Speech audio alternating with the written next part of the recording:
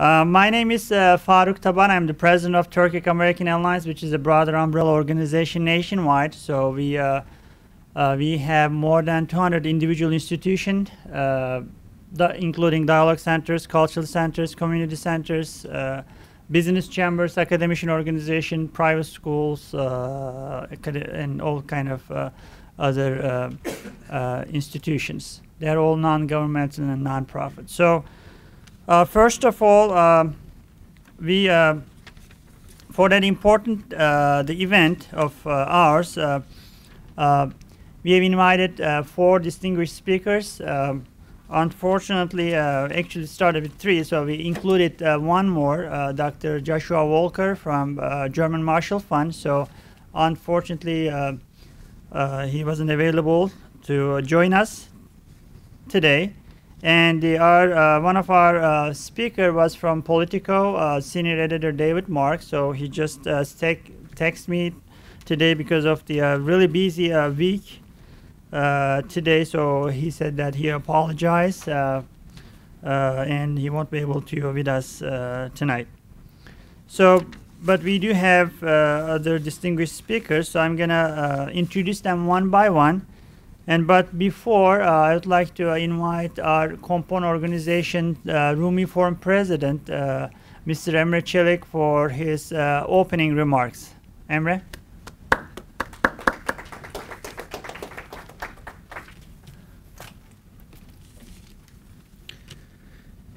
Distinguished guests, speakers, ladies and gentlemen, the Turkish American community are proud and productive members of American society. They have worked hard through organizations like the Turkic American Alliance, MAFTA, the Rumi Forum, to name but a few, to play a role in educating its members through seminars and courses and encouraging engagement with the wider community, always with the hope of overcoming ignorance and misunderstanding. Shared values like democracy and freedom of expression, the opportunity to succeed and live in a safe environment are important to all Americans. Part of remembering 9/11, 10 years on, is respecting and encouraging these shared values and remembering how dear they are to each and every one of us. We cannot be complacent in this regards. In light of the hard work and the effort of the Turkish American community is placing on dialogue and understanding in an America that is both diverse and multicultural, and a place we all call our home, always encouraging social harmony through the activities in which they partake and within the framework of these very important shared values. We believe dialogue is the key and sustained effort on this road is a must. I thank you for your participation today, and good evening to you all.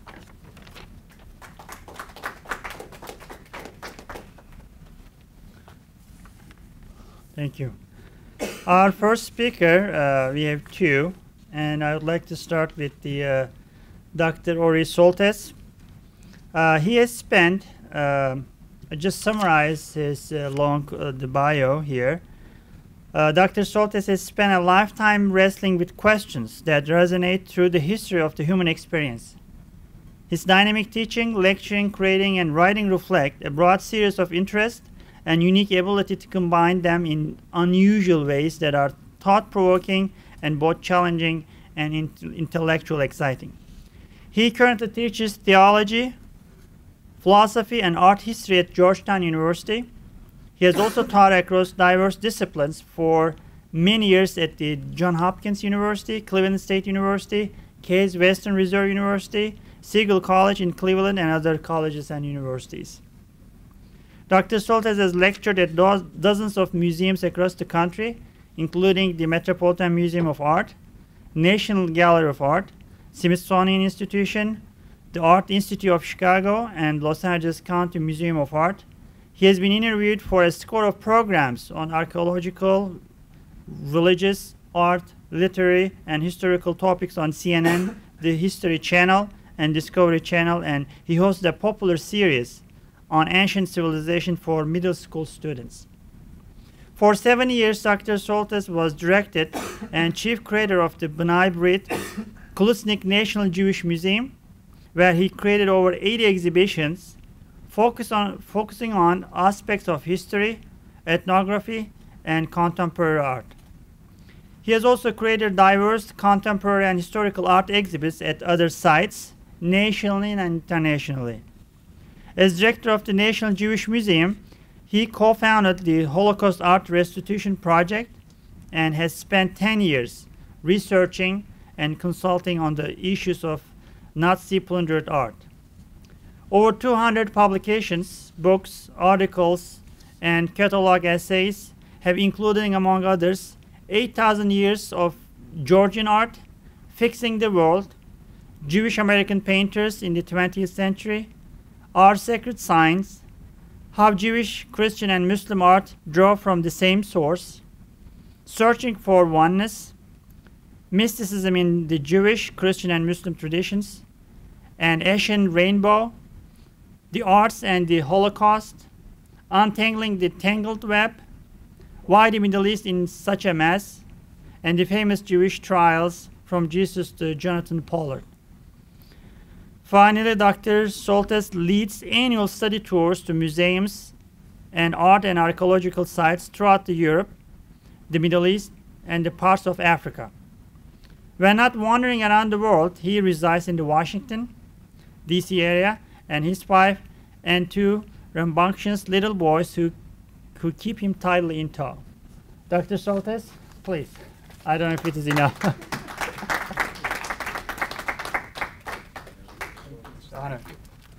They are rambunctious, those boys.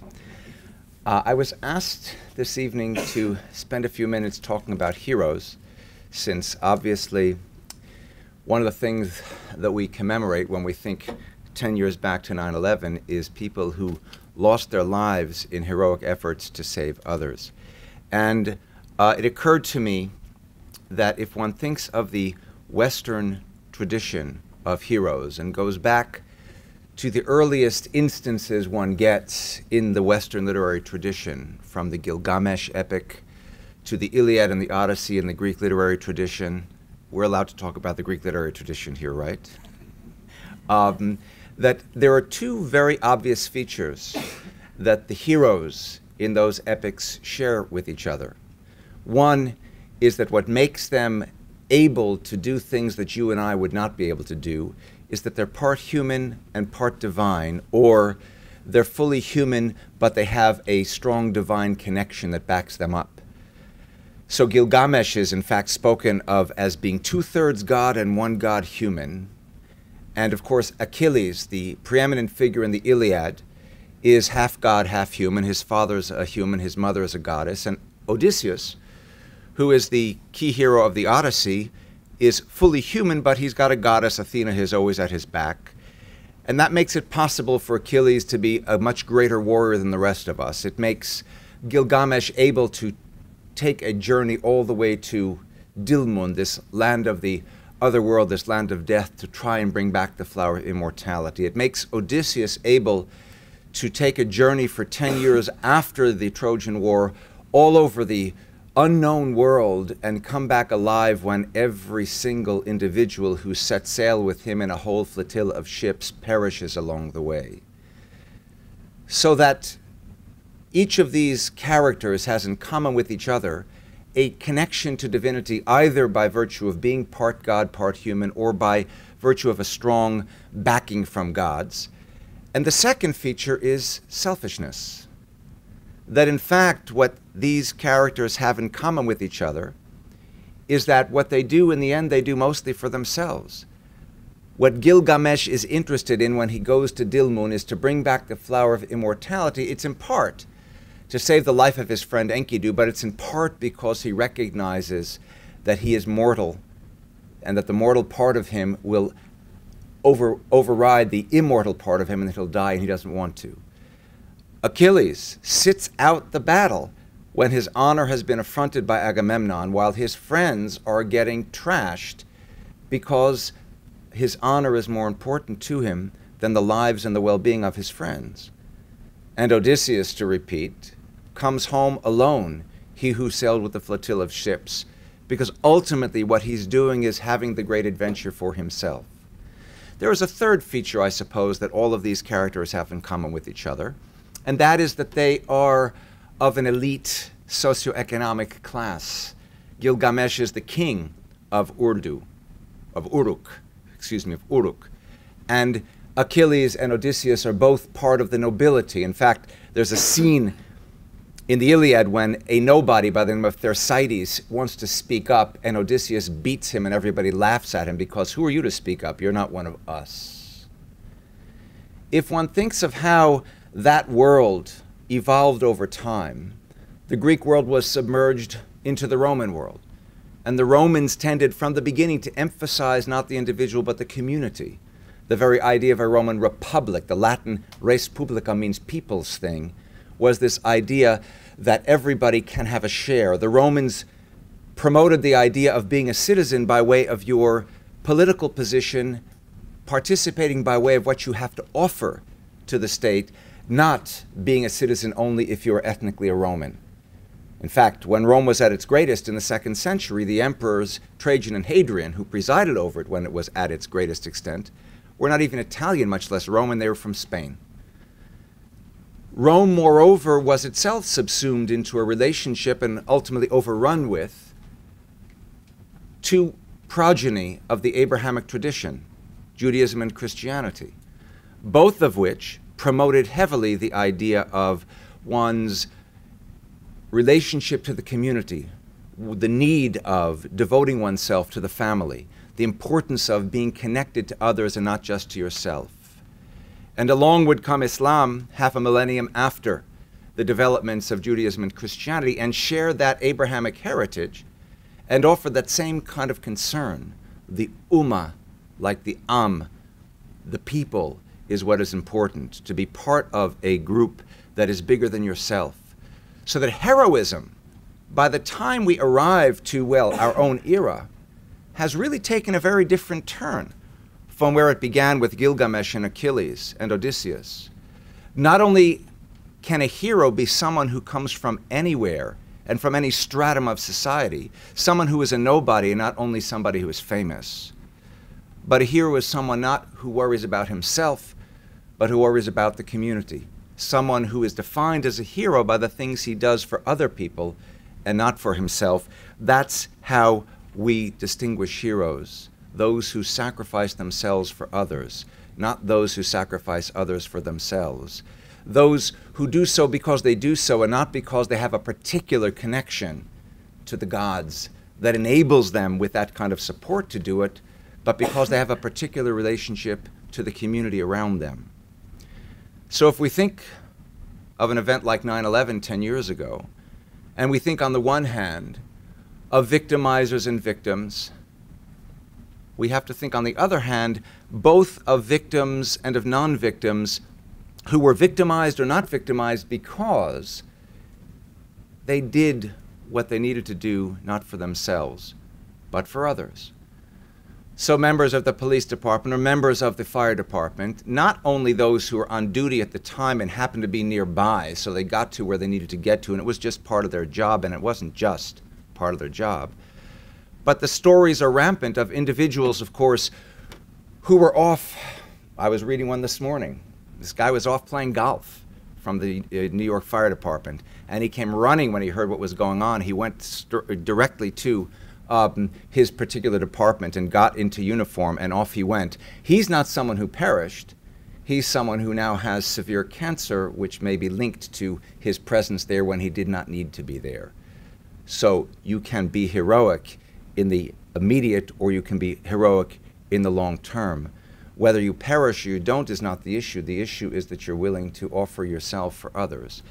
And the stories are rampant of those who perished on that day, who might not have, who had a choice to walk away but didn't, who kept going up the stairs when the stairs were already starting to collapse, to guide others to go down the stairs before they completed their collapse. Those kind of stories are rampant.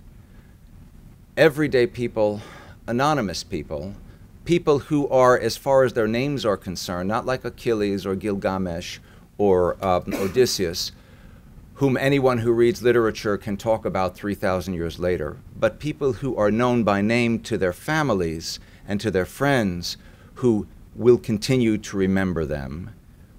The rest of us are obligated, if we can't remember them name by name by name, not to forget that there were such people and that's what they were doing. Because in the end, you see, they do have something in common with Odysseus, Achilles, and Gilgamesh. They are part of that dynamic of mortality and immortality. They have died, but they haven't died. Because one of the features that humans across our history have possessed that distinguishes us from other species is memory. And by memory, we're able to remember those who are close to us name by name, those whose names we don't know, but whom we should never forget as far as what they have done. This is the sort of thing that this kind of an event is all about. This is the sort of thing that the communities across America of diverse denominations, of diverse peoples, of diverse races, of diverse religions are all about. It's what, at its best, America is all about. It's about remembering those who have done for others and not forgetting that just as the past, so in the present, we should not only think of ourselves, we should think of others. It's kind of a call not to be selfish, which, as we enter the ugliest of seasons in the Americas, and I don't mean fall, I mean the political season, it's something to keep in mind. So as we think past, we can think future. Thank you.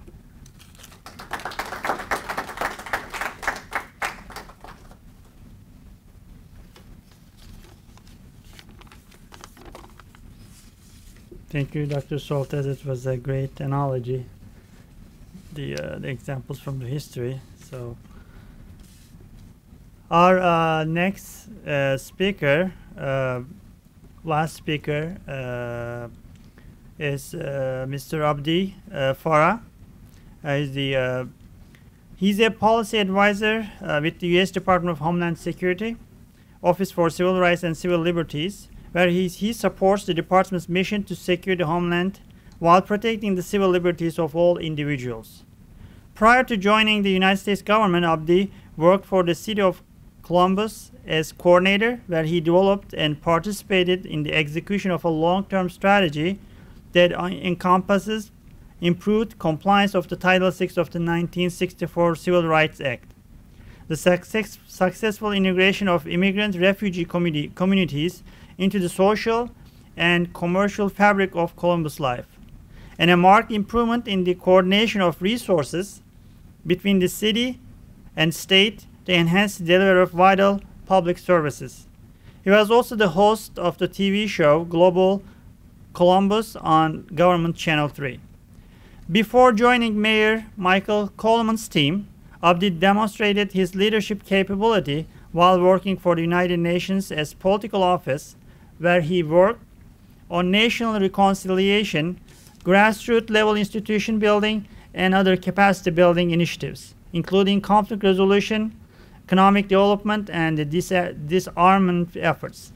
So please welcome to the Abdi Farah here. Thank you, sir. Thank you for having me. I truly appreciate the opportunity. The professor set the bar very high. I'm not going to clear it. I'm just going to crawl right underneath it. So thank you very much for doing that. It is, I believe, fitting that a member or an official from the Department of Homeland Security gets invited to talk about 9/11 or commemoration of what has happened in September 11th, because the Department of Homeland Security was born out of September 11th. Let me say a few things about the department, because a lot of people really do not understand what the department is all about, and there is a great deal of myth that surrounds the Department of Homeland Security.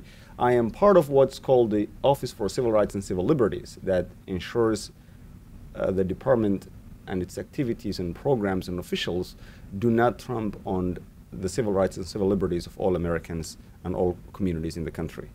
As you all know, the Department of Homeland Security is one of the biggest departments in the country. Over 240,000 people work, and impacts the lives of all Americans in a very profound way. If you fly through the airports, you will go through our TSA, Transportation Security Administration, or if you are flying in and out of the country, you will be encountering our Customs and Border Protection, a security apparatus that's built to make sure that we are all secure and safe in our homeland. The job of the Office for Civil Rights and Civil Liberties is to provide policy advice to the department leadership and making sure that the department policies protect the rights of all Americans. We promote the respect for civil rights and civil liberties in policy creation and implementation by advising the department leadership and personnel and state and local partners. We communicate with individuals and communities whose rights and civil liberties might be impacted or affected by the department activities. We inform them of policies and avenues of redress and promoting appropriate attention within the department to their concerns and experiences. I say that because that is how I personally have encountered the first time the Department of Homeland Security, and particularly the Office for Civil Rights and Civil Liberties. As you all know, when there is a tremendous amount of interaction between the public and the department, there ought to be some kind of misunderstandings, there ought to be some kind of a clashes or complaint coming from the community. So we make sure that there is a robust way for communities to reach out to the public, to government, and complain and seek redress. So we ought to make sure that the public are aware of the department policies on one side, and when they have complaints, there is a way to address these complaints. We also lead the department's Equal Employment Opportunity program and promote workforce diversity. Now, the professor has spoken about, that's just a little bit of an overview of the department's, our office's work. The department also has multiple components from CBP, TSA, and those are jargons, but the Transportation Security Administration that makes sure that people get through and into the airport and protects infrastructure that's important to our country. They also make sure that harmful agents and individuals do not come into the country through the work done by our Customs and Border Protection. They also ensure that people who are immigrants in this country get citizenship benefits and what have you through our agency called USCIS, Customs and Immigration Services. Other agencies that are part of the department that many people do not realize include also the Secret Service, for example, the Federal Protection Services, and many other, about 17 or 18 other agencies and components are part of the department.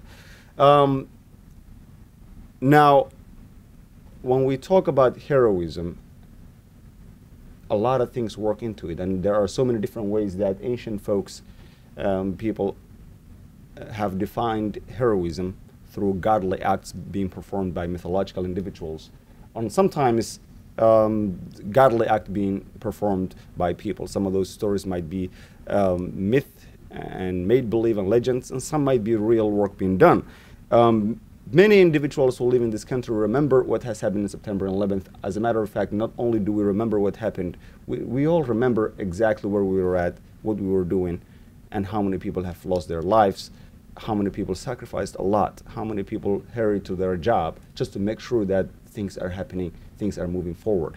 But then those who died, those who lost their lives, the first responders who went to the Twin Towers or to the Pentagon or the fields in Pennsylvania to help out, there are also multiple number of people who have helped in so many different ways. And their acts and actions were and must have been very heroic. 10 years later, we are gathered here, and I believe that's also a very heroic act for you all to come here, leave your families to commemorate those who have lost their lives or the heroes who have contributed to that very act. I think that is a very important act. That's, I think the professor has spoken about selfless and selfish givings, and I think for us being here, for you all being here and organizing and inviting and to listen to people is a very selfless giving and in remembrance of those who have given. But let me also touch upon, in conclusion, a couple of things about the department's function in terms of making sure that what has happened in September 11th, 2001 never happens again. As I believe, and many people also believe, that our national security infrastructure is a lot stronger than it has been in the past. We are smarter than we have been. 10 years have passed and multiple infrastructures and better ways of communication has happened. But I think the department's most important function is the one that we engage with the public. We all believe that homeland security starts at hometown security. And if we don't implicate and involve our communities, and I mean involve our communities in our security, it's extremely futile, and there ought not be a success to be expected. I say that because I travel throughout the country and I meet with diverse communities to discuss ways that individuals can get involved in helping with our national security efforts, in helping securing our homeland, in ways to also protect our civil rights and civil liberties. Because the terrorist folks who have attacked our country in September 11th and continue to threaten us today have one interest, and that is not only to kill Americans, but also to alter our way of life and also alter and impact our values that as a country that we have. The values that define us as Americans is our civil liberties, our civil rights, our freedoms are those values that they are attacking, not just the American individual alone. I am an immigrant, and I believe the organization itself defines a specific immigrant community. I came into this country as a grown-up person, and one of the reasons I came into this country because I was running from persecution. I came from Somalia, Africa, a country that's still being pushed and plunged into a terrible civil war and a terrible humanitarian crisis. When I was going through the process of resettlement, unlike many people who have made into this country, I could not have found another country to accept me, to bring me here, to provide hope and allow me to also serve back that country. And the safety and the security of that country is very important to me, as it is important to every other American, immigrant or what have you, Muslim, Jewish, Christian, or what have you. In other words, the security and safety of our country is of paramount importance to all of us. And I think we haven't had a massive September 11-like event in our country is a tribute to all of those Americans who came together, and communities within our country who came together to make sure such an act never happens. Yes, throughout the years, a great deal of misunderstandings happened, a great deal of complaints about the security measures that have been put together to protect our nation have been raised, but we continue to work through those and perfect the systems that we have to protect ourselves. And our office exists to reach out to our communities, understand their concerns, address their fears, and make sure that we are better off than we have been a few years back. The department has installed multiple programs to make sure that we communicate with each other better. For example, we do have a roundtable discussion with our communities throughout the country. In Washington, D.C., we meet with diverse communities at least quarterly to discuss these security measures and listen to their concerns and sometimes provide information to them. We also have similar roundtables in Minnesota, Minneapolis, for example, in Columbus, Ohio, in LA, in Boston, in Michigan, in Houston, and places like that. And the reason is that our security doesn't matter if our people are not participants of it. Community policing is not effective if the communities are not participating in it and are not providing an input to it. We also have fusion centers throughout the country, about 72 of them, that make sure that law enforcement agencies share information. All in all, our security continues to improve, our interactions with the public continues to improve, and I believe as we continue this process and perfect, I believe, better protections against hate crimes, against terrorist attacks, against attacks that can take place against our critical infrastructure, our internet infrastructure can be prevented through the help of our communities. As a matter of fact, today, just before September 11th commemorations are happening throughout the country, the Department of Homeland Security held a teleconference discussion with community intervention groups, especially from Muslim, Middle Eastern, Southeast Asian, and other diverse communities, to talk about how we can make sure that, number one, backlash attacks and hate crimes do not happen. Number two, people are being well briefed about what is happening throughout the country and how to prepare and make sure that we are very well protected. Our infrastructure, our synagogues, mosques, and churches are also protected. So that is what the department is doing to make sure that we appeal to the heroism of every single American so that we are well protected and we protect our future and our infrastructure. I thank you very much for being part of this. I look forward to making sure in the future that you are also part of our engagement teams, that you come and be part of the communities that we interact, we welcome to the fold, and become very effective participants in our DC engagement efforts. And I thank you very much.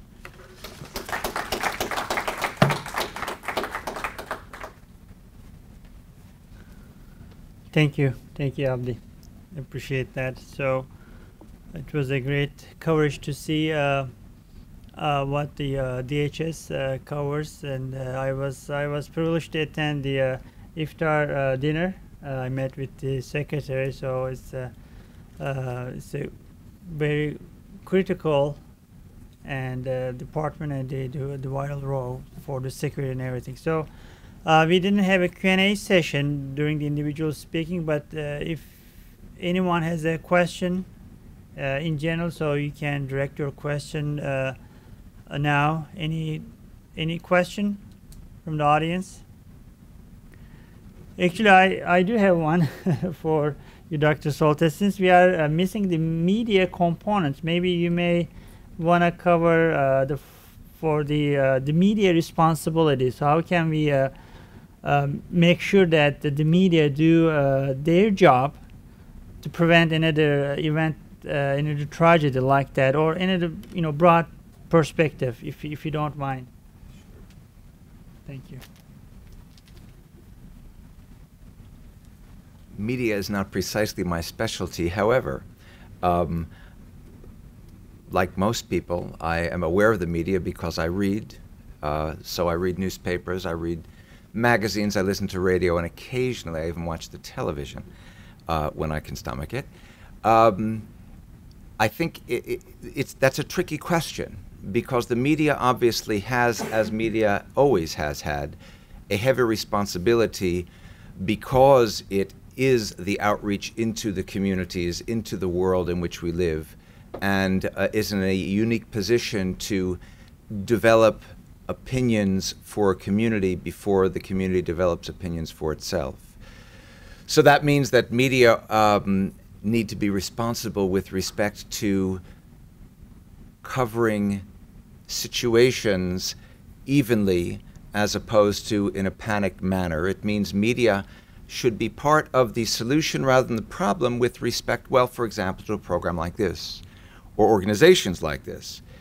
Is the media in the United States, for example, a media that recognizes what an organization like the Turkic American Alliance or like the Rumi Forum, what those organizations do with respect to promoting in a very wide, broad on the one hand and deep on the other hand, in a very wide, broad, and deep manner, interaction and mutual understanding among diverse groups, different religious groups, different ethnic groups, different racial groups.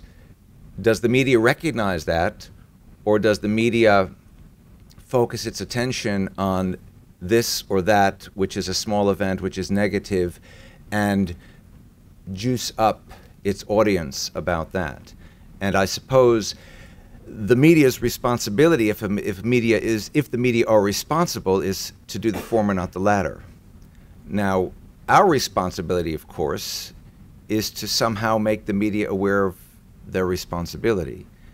And the way we can do that, although it doesn't seem easy if there's 1 or 2 or 5 or 10 of us, but that's where it begins. If one looks, for example, at events that have transpired during the last 6 or 8 months over in the Middle East, so I'm thinking of Tunisia in particular and Egypt in particular, and we understand how those events took place, what I call the Third Arab Awakening, what the media still incorrectly calls the Arab Spring, then we recognize that part of how that happened was not because of the media, but rather the population using the technology that it has available to it to make of itself the media. And then the media has to respond to that. So we have the same capacity here, obviously, as happened, as the Egyptians have or had, and it therefore becomes our responsibility to push the media to be aware of us as an important medium. And then it becomes our responsibility to be thinking about things and not simply knee-jerk reacting to things or acting without thinking.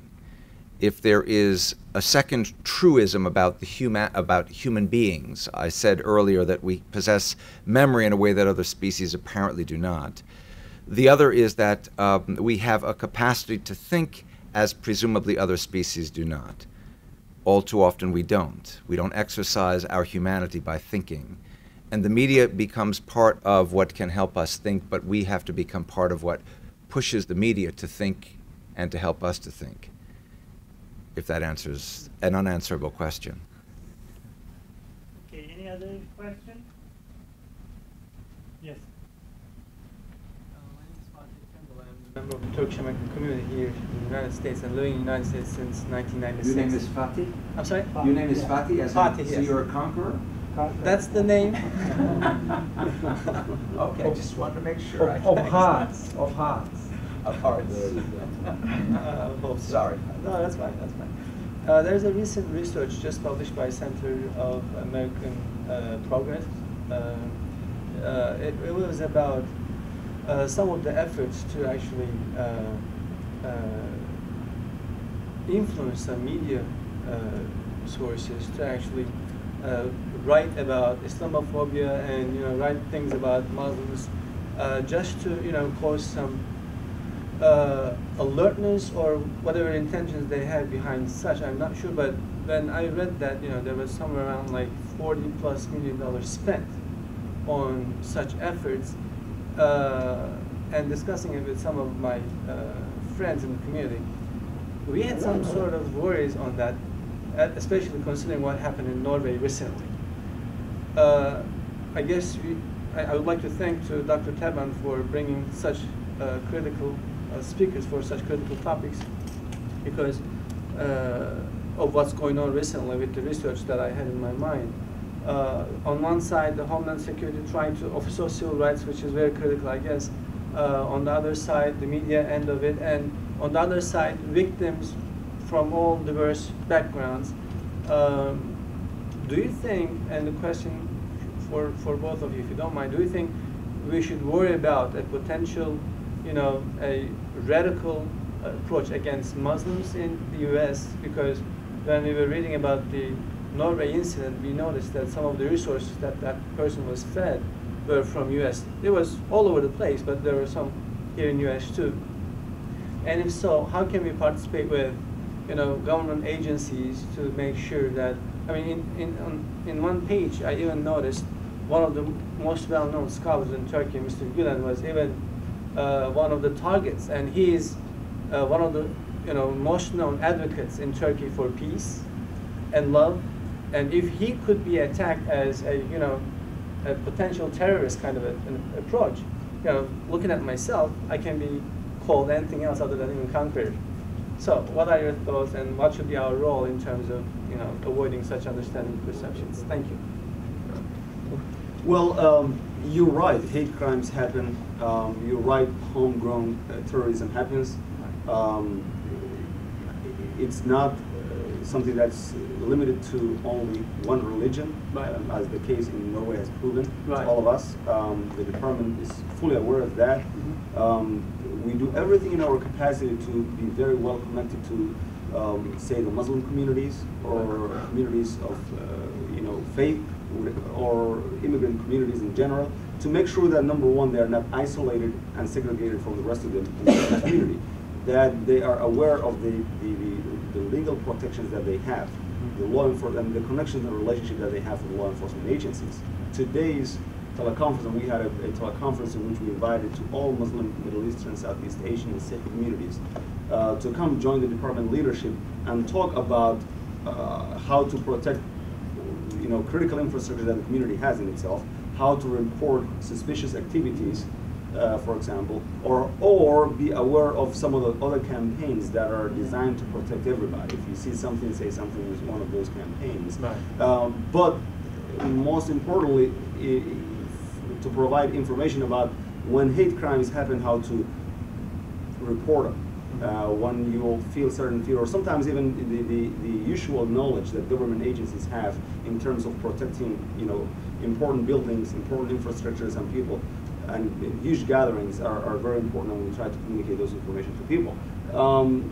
Does media have a role? Like all of us, love to have the media as a very good friend of ours who reports only good stuff and good information, but that's not the case most of the time. So I think we all have an obligation to get engaged and work towards a better future for all of us. But it is, you know, I think it also starts with people becoming very comfortable about their government and protection of civil rights and civil liberties, and ending the grievance narrative that some people may feel that there is no procedural fairness in our system is critically important. Because I have an accent, I shouldn't be looked at differently, right. Or I look different, I shouldn't be looked at differently. And we've done significant progress throughout the years to make sure that we do not have certain profilings to make discriminatory policies in our books. Number two, we train our officers to make sure extensively that they are very sensitive to cultures, religions, and backgrounds of all people. And the short answer is yes.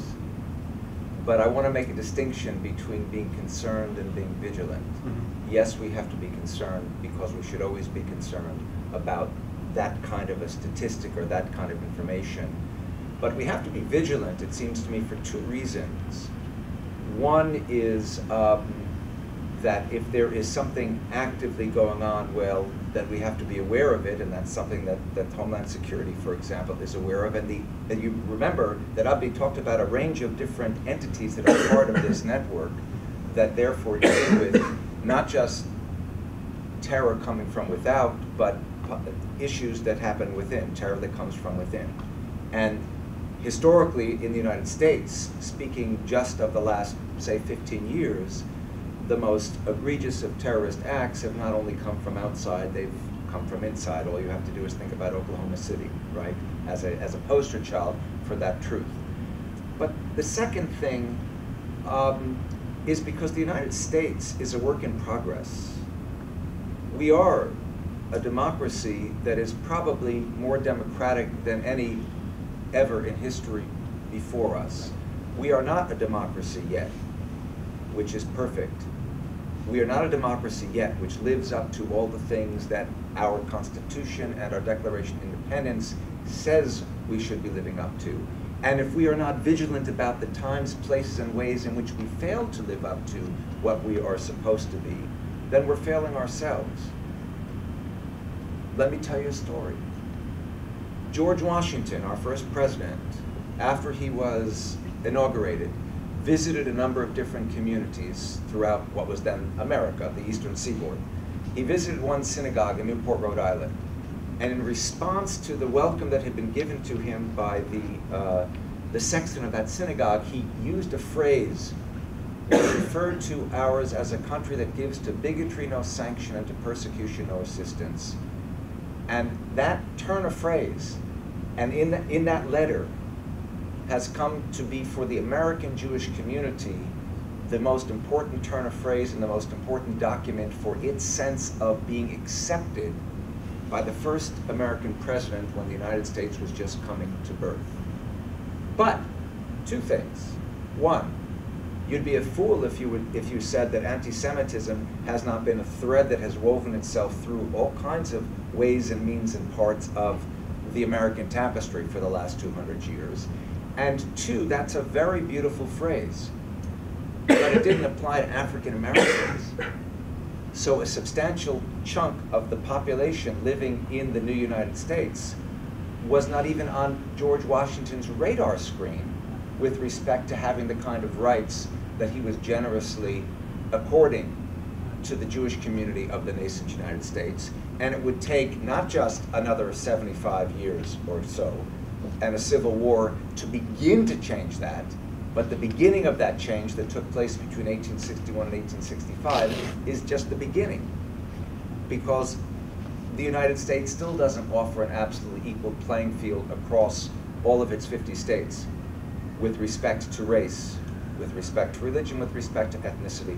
We are a work in progress. That's not a bad thing if we are vigilant, if we are using our minds and thinking. My old friend Plato, the Greek said, the unexamined life is not worth living. If you're not thinking, if you're not vigilant, if you're not paying attention, then you're not really living. So it's really a selfish thing. I want to be vigilant because it makes me alive. And we need to feel that way and not feel complacent. Whether it's the issue you raised or any number of issues, but that issue is consistent with the kind of issues with which historically this country has dealt. And in the long run, which is why we are, in the best sense, what we are, we ultimately seem to overcome those kinds of prejudices, but it's not without work, it's not without vigilance, it's not without being concerned. So, the short answer is yes, that was the longer answer. We just want to let you know that this the day is really important for us. So besides this event, so we organized one a couple days ago in our Fairfax branch. We had the FBI director and fire chief of the Fairfax, the county, and the police chief. A lot of the first respondents and other directors came and talked. So. And similar to that, nationwide, our component organization, they do such events, and to basically value this specific day and making sure that they engage with the community and they interact and foster relationship in a broader sense. So thank you very much for coming. We really appreciate for your presence. So I again. Thank you for our speakers for their time here. So, and hope to see you again. And just to remind you that we have a beautiful rooftop. So if you want to just stop by the next floor up, it will be, you will really enjoy the view. Thank you very much. Good night.